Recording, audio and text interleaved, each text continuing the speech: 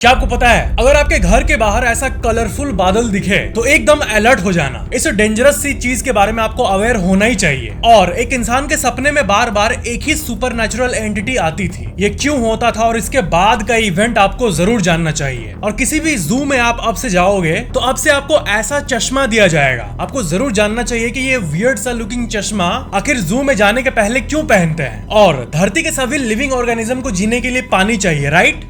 Wrong. इस पूरे अनंत धरती पर एक ही ऑर्गेनिज्म है जिसको जीने के लिए एक बूंद भी पानी की जरूरत नहीं पड़ती। और एक सेकंड को 1 करोड़ करोड़ करोड़ करोड़ करोड़ हिस्से में तोड़ोगे और तब जो टाइम का एक यूनिट आएगा उसे जेप्टो सेकंड कहते हैं, जो कि नैनो सेकंड से भी छोटा होता है। और उसके नीचे भी प्लैंक टाइम होता है, टाइम का सबसे छोटा यूनिट। और ये क्वांटम मैकेनिक्स से जुड़ा हुआ है। इसके बारे में आपको जरूर जानना चाहिए। और एक इंपॉर्टेंट बात, अगर आपने अभी तक इस चैनल को सब्सक्राइब नहीं किया है तो वीडियो के नीचे दिए गए सब्सक्राइब बटन पे क्लिक करके बेल आइकन जरूर ऑन कर लेना, ताकि अगली अमेजिंग वीडियो आपके फोन में सबसे पहले पहुंच जाए। सिर्फ 2 सेकंड लगेंगे। Subscribe now. So let's begin. Fact number 15, एक बहुत ही इंटरेस्टिंग सा कॉन्सेप्ट मैं आपको दिखाता हूं और इससे आपको क्लियर हो जाएगा कि हम और आप प्रोक्रेस्टिनेट क्यों करते हैं या फिर चीजों को डिले क्यों करते हैं। देखो, ये है परसेप्शन ऑफ बैड एक्सपीरियंस और नीचे वाले बॉल्स उसके इंटेंसिटी को दिखाते हैं। जैसे फॉर एग्जांपल आपको पता है कि आप पढ़े नहीं हो, आपका पेपर अच्छा नहीं आने वाला है, तो पेपर का रिजल्ट 2 महीने बाद आने वाला है फॉर एग्जाम्पल। तो आपको पता है अंदर से कि दुख आने वाला है, लेकिन फिर भी अगर वो बहुत दिन बाद होगा, जैसे कि 2 महीने बाद, तो आपको कुछ बड़ी चीज नहीं लगेगी। हाँ, आएगा तो देख लिया जाएगा। साइकोलॉजी ये कहती है कि जैसे जैसे वो डेट करीब आता है उसका इंटेंसिटी बढ़ते जाता है। और उसी चीज को ये साइकोलॉजिकल इलस्ट्रेशन दिखाता है कि बैड एक्सपीरियंस अगर आज परसीव हो तो वो बड़ा लगता है, इन अ वीक 1 हफ्ते बाद हो तो वो भी बहुत डेंजरस लगता है, 1 महीने बाद हो तो बहुत छोटा लगता है, और 1 साल बाद हो तो हाँ, देखा जाएगा जो होगा। ये कहा जाता है ना कि एक पिक्चर 1000 वर्ड्स को कह देता है। ये इलस्ट्रेशन उन्हीं में से एक है। फैक्ट नंबर 14, क्या आपने कभी इस फेनोमेनन के बारे में सुना है, वॉलंटरी प्यूपिल कंट्रोल? जब आप लाइट वाले एरिया में आते हो तो आपका जो आंख का प्यूपिल है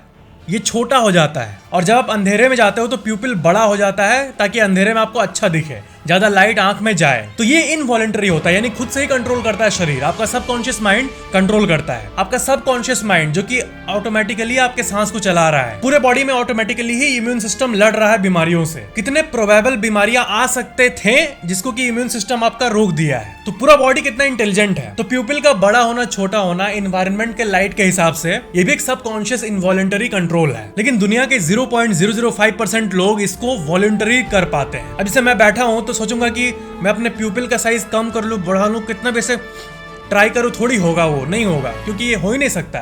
लेकिन कुछ लोग कर लेते हैं। फैक्ट नंबर 13, साल 2020 कोरोना के ही पीरियड में कैम्ब्रिज यूनिवर्सिटी जो है उसने अनाउंस किया कि चार्ल्स डार्विन का जो ओरिजिनल नोटबुक था, जो कि करोड़ों रुपए का था, वो चोरी हो चुका है। अब साल 2020 में ये अनाउंस हुआ, ये बड़ी बात नहीं है। अजीब बात ये नहीं था कि बुक चोरी हो गया है। अचानक से यूनिवर्सिटी ने कहा कि डार्विन का हैंड रिटन नोटबुक लास्ट 20 साल से ही मिसिंग है। ये अचानक से बोल दिया गया, 20 साल से ये अनाउंस नहीं किया गया था। जब पब्लिक की नजर इस पे पड़ी कि इतिहास के सबसे इंपॉर्टेंट पर्संस में से एक डार्विन, जिन्हें एवोल्यूशनरी बायोलॉजी का सबसे बड़ा साइंटिस्ट कहा जाता है, उनका ओरिजिनल नोटबुक चोरी हो गया, इसकी वर्थ करोड़ों में है, तो पब्लिक ने ये डिमांड किया कि भले 20 साल पहले खोया हो या 15 साल पहले, ये वापस आना चाहिए। तो जो साइंस एंथुसियास्ट लोग हैं वो तो पागल हो गए थे। टेक्नोलॉजी और विज्ञान के कैटेगरी में हम टैक्स पेयर्स का कितना पैसा जाता है, तो ये कोई छोटी बात नहीं थी। तो फिर 2020 में एक ऑपरेशन लॉन्च किया गया पुलिस के साथ, और 2 साल बाद 2022 में लकीली वो बुक वापस आ गया, और 20-22 साल पार होने के बावजूद भी वो नोटबुक्स ओरिजिनल कंडीशन में थे। एक्सपर्ट से चेक कराया गया, वो कंप्लीटली ओरिजिनल थे। उस नोटबुक में डार्विन ने ट्री ऑफ लाइफ के बारे में बताया था, जो कि विज्ञान के दुनिया के सबसे बड़े क्लूज में से एक है। फैक्ट नंबर 12, स्वीडन में एक यूनिवर्सिटी है, लुंड यूनिवर्सिटी, और लुंड यूनिवर्सिटी ने यह बताया कि शरीर में जो टैटूज होते हैं उससे स्किन कैंसर का रिस्क हो सकता है। अब मेन बात यह है कि टैटूज वर्ल्ड वाइड हर जगह अलाउड है, ये इलीगल नहीं है। तो अगर ऐसा होता कैंसर वगैरह सच में, तो क्या ये ऐसे ओपनली लीगल होता? नहीं होता। तो यहाँ पर इंपॉर्टेंट बात यह है कि ये उन लोगों में पाया गया है जो टैटू के साथ छेड़छाड़ी करते रहते हैं। टैटू बनवाएंगे, लेजर से टैटू को मिटवाएंगे, फिर नया टैटू बनाएंगे, शरीर में 10 जगह टैटू बनवाएंगे। अब अति तो किसी भी चीज की खराब होती है ना, तो अगर उतना बार स्किन से छेड़छाड़ हो तो ऑफ कोर्स डिजीजेस तो हो ही सकती है। और जहां तक कैंसर की बात है तो जंक फूड से भी तो कैंसर का रिस्क होता है। लेकिन जंक फूड से होता है क्या? नहीं, एक्सेस जंक फूड से होता है। जिसको अति कहते हैं ना, वही बात आती है। किसी भी चीज की अति विनाश का कारण होता है, एक्सेस। फैक्ट नंबर 11, टेलीग्राम्स पहले कम्युनिकेशन के लिए यूज किए जाते थे, आपको पता ही होगा। पर क्या आज की दुनिया में भी टेलीग्राम यूज होता है? आजकल ईमेल, फोन इतना कुछ आने के बाद तो आपको ये जान के हैरानी होगी कि दुनिया में अभी भी हर साल 17 मिलियन यानी 1 करोड़ 70 लाख टेलीग्राम्स भेजे जाते हैं। कंपैरिजन दूं, वही अगर ईमेल की बात करें तो 200 बिलियन यानी 200 करोड़ ईमेल्स रोज सेंड होते हैं। ये एक रिमाइंडर है, अगर आपने अभी तक चैनल को सब्सक्राइब नहीं किया तो सब्सक्राइब जरूर कर लेना। फैक्ट नंबर 10, अभी 2 दिन पहले की ही खबर है कि वैज्ञानिकों ने सबसे नियरेस्ट अर्थ लाइक प्लेनेट को खोज डाला है, यानी एक ऐसा प्लेनेट जो कि धरती की तरह हो और जिसका टेम्परेचर धरती के ही आसपास हो। इस प्लेनेट का नाम है ग्लीसे 12b और पूरे साइंटिफिक कम्युनिटी में इसकी चर्चा हो रही है। ये धरती से बस 40 लाइट ईयर्स दूर है। अब बात यहाँ पर यह आती है कि आपने जब भी स्पेस के वीडियोस को देखा होगा तो कोई भी प्लेनेट या तारे की बात की जाती है तो कहा जाता है कि ये 1 लाख लाइट ईयर दूर है, ये 1 मिलियन लाइट ईयर दूर है, ये 20 लाख लाइट ईयर दूर है। तो इस कंपैरिजन में ये 40 लाइट ईयर कुछ भी नहीं है, ओनली 40 लाइट ईयर्स, लेकिन ये इंसानों के लिए बहुत है। अब देखो, जो प्लेनेट 1 मिलियन यानी 10 लाख लाइट ईयर दूर रहेंगे, उन वहां पर जाना तो इम्पॉसिबल है, अरबों साल लग जाएंगे स्पेसशिप को जाने में। लेकिन 40 लाइट ईयर थोड़ा सा रियलिस्टिक होता है, लेकिन उतना भी नहीं होता है। पता है क्यों? क्योंकि 40 लाइट ईयर भी ट्रैवल करने में अभी जो हमारे पास टेक्नोलॉजी है हाईएस्ट स्पीड वाली, अगर सारी टेक्नोलॉजी को यूज करके बेस्ट स्पेसशिप भी बनाए तो 60,000 साल लग जाएंगे वहां जाने में। और नियरेस्ट अर्थ लाइक प्लेनेट 60,000 साल दूर है हमसे, या फिर ओनली 40 लाइट ईयर्स, जो कि यूनिवर्स के टर्म्स में कुछ भी नहीं है यार। जो लोग साइंस फील्ड से होंगे वो तो सुन के चौंक गए होंगे, साला 40 लाइट ईयर दूर ही अर्थ लाइक प्लेनेट है, वाओ। फैक्ट नंबर 9, आपने मोर्टेलिटी रेट के बारे में सुना होगा। जैसे कि 100 लोगों का एक्सीडेंट हुआ तो उसमें से 80 से 90 लोग बच जाते हैं ज्यादातर केसेस में, और 100 में से 10 लोग एक्सीडेंट के चलते मर जाते हैं अनफॉर्चुनेटली। ये एक रेशियो होता है। अब 80 से 90 लोग बच जाते हैं, ये अच्छी बात है, तो इसी को मोर्टेलिटी रेट कहा जाता है। तो बिजली गिरना बहुत रेयर होता है, लेकिन मान लो कि 100 लोगों के ऊपर बिजली गिरा तो कितने लोग मर जाएंगे? अब आपने सुना होगा कि बिजली का टेम्परेचर और उसका वोल्टेज कितना होता है, उससे बच पाना बड़ा मुश्किल है। लेकिन फिर भी नेचर में ये अमेजिंग सी बात है कि फिर भी मोर्टेलिटी रेट ज्यादा नहीं है। 100 लोगों पे बिजली गिरा तो सिर्फ 10 लोग ही मरते हैं। ये हमारे कॉमन सेंस के थोड़ा बियॉन्ड है कि कैसे फिर भी बच जाते हैं, लेकिन हाँ, यहाँ बचने की बात हो रही है, ये नहीं कि कंप्लीटली फाइन रहते हैं बिजली लगने के बाद भी। 100 में से 10 लोग मरते हैं, 90 लोग बच जाते हैं, लेकिन उन 90 लोगों में से 40 लोगों को डिसेबिलिटी हो जाती है, यानी हाथ जल जाना, हाथ कट जाना, हाथ अलग हो जाना, स्पाइनल इंजरी हो जाना, पैरालिसिस हो जाना, और सिर्फ 10 लोग कंप्लीटली हेल्दी रह पाते हैं। उनके पीठ पे बस मार्क हो जाता है टैटू की तरह बिजली लगने के बाद, एंड दैट्स इट। तो हाँ, ओवरऑल बात यह है कि बिजली गिरना काफी खतरनाक है और ऐसे एरियाज में बारिश के वक्त नहीं जाना चाहिए। फैक्ट नंबर 8, जू में जब से घटनाएं बढ़ती जा रही है कि शेर इंसानों को खा जा रहा है वगैरह वगैरह, या फिर किसी भी मिस हैपनिंग की, तो उससे बचाने के लिए एक बहुत ही इंपॉर्टेंट जानकारी आपको पता होनी चाहिए जू ग्लासेस के बारे में। कुछ ऐसा जू ग्लास दिया जाता है विजिटर्स को, और ये इसलिए दिया जाता है क्योंकि जो खूंखार जानवर होते हैं जैसे कि शेर वगैरह, या फिर जो एग्रेसिव गोरिल्लाज होते हैं, उनको ही ले लो। बात ये है कि जब भी आप किसी जानवर से डायरेक्ट कांटेक्ट बनाओगे, मान लो कोई शेर आपके सामने खड़ा है और आप शेर से एकदम आंख में आंख मिला रहे हो, ये आप कभी करके देखना, काफी इंटरेस्टिंग होगा। नहीं मत करना, मत, क्या बोल रहा हूँ मैं, नहीं। हाँ, तो मैं कह रहा था कि वो आप देखोगे जब, तो वो इंटिमिडेट होगा और अलर्ट हो जाता है और वो पीछे हटने लगता है। पीछे हटता है ये तो ठीक है कि आप उसको देख के डर नहीं रहे हो, लेकिन उससे वो कॉन्शियस तो हो रहा है ना। जैसे आई कांटेक्ट मिलता है जानवर के साथ, वैसे आप भी कॉन्शियस हो जाते हो पूरा, और वो भी फुल्ली अलर्ट और कॉन्शियस हो जाता है। तो ये ग्लासेस दिया जाता है ताकि अगर आप शेर को आराम से देखो भी ये पहनकर, तो शेर को लगेगा कि आप उधर देख रहे हो, तो ज्यादातर केसेस में आपको एज अ थ्रेट तो नहीं देखता है। तो इससे जानवर इंटिमिडेट नहीं होते हैं, यानी अनकंफर्टेबल नहीं होते हैं। तो ये चीज जानवरों के लिए भी अच्छी है और इंसानों के लिए भी। फैक्ट नंबर 7, बहुत सारे इंटरेस्टिंग सर्वेज को मैं आपको बताते रहता हूँ। तो ये 2022 का एक सर्वे मैं आपको बताता हूँ, जिसमें ये पता चला था कि आजकल के जो बच्चे हैं उनमें एक बहुत ही बड़ा चेंज दिखने मिल रहा है, जो कि हमारे टाइम पे नहीं था। आजकल के 100 में से 27 बच्चे आउटडोर गेम्स खेलने जाते हैं रेगुलर बेसिस पे। 100 में से सिर्फ 27 फिजिकल एक्टिविटीज में इंटरेस्टेड हैं आजकल के बच्चे, बाकी फोन, गेमिंग, ये सब में लगे रहते हैं अनफॉर्चुनेटली। और फोन में कुछ नॉलेज गेन करे, प्रोडक्टिव करे तो समझ भी आता है, लेकिन प्योर एंटरटेनमेंट में फंसे रहते हैं। और उस सर्वे में एक इंटरेस्टिंग चीज ये थी कि जो बूढ़े लोग हैं उनसे पूछा गया था कि आप लोगों के टाइम पे कितने लोग खेलते थे गेम्स। तो ये कंक्लूड किया गया कि पहले के जमाने में ऑलमोस्ट 80% बच्चे बाहर निकला करते थे रेगुलरली और फिजिकल एक्टिविटी और गेम्स खेला करते थे। तो 80% बच्चे से 27%, ये बहुत ड्रास्टिक चेंज है। यानी आगे वाली जो जनरेशन है वो मे भी ओबीस होगी, यानी ओवरवेट होगी। जो लोग 2000 के आसपास पैदा हुए हैं मेरी तरह, यानी जो लोग 18 से 24 के बीच में हैं, आप लोगों को ये पता ही होगा कि पहले का कितना अलग सीन था। बच्चे इतने टाइम तक बाहर रहते थे और फिजिकल एक्टिविटी में इन्वॉल्व रहते थे कि मम्माज डांट डांट कर बच्चे को घर भेजती थी। और आजकल देखो, बाहर जाने के लिए प्रेरित करना पड़ता है। और आपको पता है, लॉजिकली इस चीज को देखो तो ये बुरा नहीं है। वैसे लोग एंटरटेनमेंट के लिए बाहर जाते थे, डोपामिन के लिए, मजे के लिए। अब वो मजा घर में मिल रहा है तो ठीक है, मजा होना चाहिए लाइफ में, तो मजे वाले बात से मेरे को कोई दिक्कत नहीं है। लेकिन एक चीज है कि जो फिजिकल एक्टिविटी नहीं हो रही है, उससे जो हेल्थ पे इफेक्ट पड़ रहा है, वो एक रियलिस्टिक कंसर्निंग सी बात है। बस मजा कोई भी सोर्स से ले लो, लेकिन फिजिकल हेल्थ भी अच्छा होना चाहिए। और आजकल के मैं बच्चों को देखता हूँ, सब मोटे मोटे दिखते हैं हर जगह, सब एकदम, जो कि ऊपर से बहुत स्ट्रांग दिखते हैं लेकिन अंदर से एकदम रबर की तरह नाजुक रहते हैं। लेकिन हम और आप या फिर कोई भी और चाहते हुए भी कुछ नहीं कर सकता है, क्योंकि वर्ल्ड का यही नियम है कि change is the only constant. ये एक रिमाइंडर है, अगर आपने अभी तक चैनल को सब्सक्राइब नहीं किया तो सब्सक्राइब जरूर कर लेना। फैक्ट नंबर 6, कई लोग अपने घरों के आसपास ऐसे बादलों को देखते हैं और वो सोचते हैं कि ये कोई यूनिक टाइप का क्लाउड है। मुझे याद है, मैं एक बार हरियाणा के आसपास ड्राइव कर रहा था तो मुझे एक्सप्रेसवे से ही ऐसा कुछ दिखा था।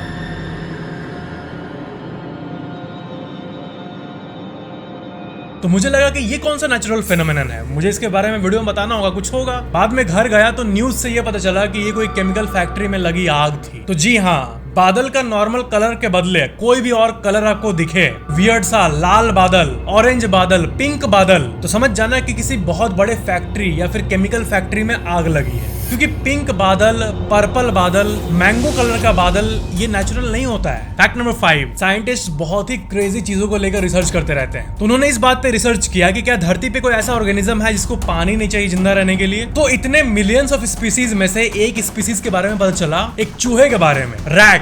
और वो कैटेगरी है कंगारू रैट। कंगारू रैट इस धरती का एक लौता ऐसा स्पीसीज है एनिमल का जो कि कभी भी पानी नहीं पीता और वो बिना पानी के कहीं भी जी लेगा, वो भी जिंदगी भर। फैक्ट नंबर 4, आपने डेटा ब्रीच के बारे में तो सुना ही होगा। किसी भी गवर्नमेंट वेबसाइट से डेटा ब्रीच होता है तो हमें बहुत तो टेंशन होता है, क्योंकि सिटीजन्स का सारा डेटा वहां पे होता है। और दूसरी बात, किसी बड़े ऑर्गेनाइजेशन जैसे कि गूगल या फेसबुक से डेटा ब्रीच होता है, यानी डेटा की चोरी होती है, तो ये भी कंसर्निंग बात होती है, क्योंकि लोगों के पर्सनल डिटेल्स होते हैं उसमें। और क्रेडिट कार्ड या बैंक से डेटा चोरी हो जाए तब तो ये हाहाकार होता है। लेकिन आपने ये नोटिस किया होगा कि जो नॉर्मल कंपनीज होती है, जैसे कि हेडफोन कंपनी ले लो, जैसे कि बोट को ले लो, recently as per reports boat company में भी डेटा ब्रीच हुआ था, जिसमें कि 80 लाख लोगों का डेटा चुरा लिया गया था। तो अब नॉर्मल पब्लिक के मन में ये सवाल आता है कि डेटा ब्रीच ईयरफोन कंपनी से चोरी हुआ तो ये कौन सा बड़ा डील है और ये हेडलाइन क्यों बना रहा न्यूज में। जैसे आपने ऑनलाइन ईयरफोन खरीदा, आपने ईयरफोन खरीद लिया उस कंपनी से, तो आपका डेटा अगर नाम वाम है उसके पास तो इससे क्या हो जाएगा, है ना। तो अगर किसी प्रोडक्ट कंपनी में डेटा ब्रीच हो तो ये कंसर्निंग यानी टेंशन वाली बात इसलिए होती है क्योंकि आप लोग का डेटा इनके पास एक लॉग में रहता है, एक फाइल में, जिसे कहते हैं वारंटी। ईयरफोन में जो वारंटी होता है उसको मेंटेन करने के लिए यूजर्स का डेटा रखना पड़ता है। अब वारंटी लॉग में फोन नंबर, एड्रेस,